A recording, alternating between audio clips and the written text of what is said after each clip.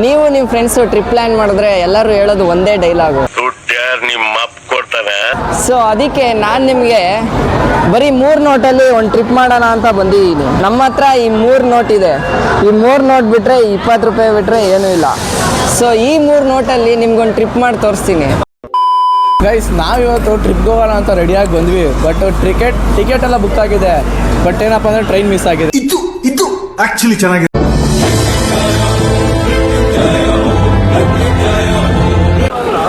ನಮ್ಮ ಅಮ್ಮ ಯಾವುದೋ ಹುಡುಗಿನ ಮಾತಾಡ್ಸ್ತವ್ರೆ.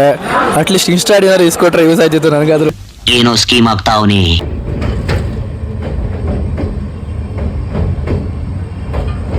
ಅವಾಗಿಂದ ಟ್ರೈನಲ್ಲಿ ಹೋಗಿದ್ವಿ, ಆಮೇಲೆ ಬಸ್ಸಲ್ಲಿ ಹೋದ್ವಿ, ಇವಾಗ ಒಮಿನಿಲಿ ಹೋಯ್ತಾ ಇದೀವಿ. ಇವ್ರನ್ನೆಲ್ಲ ತುಂಬ್ಕೊಂಡು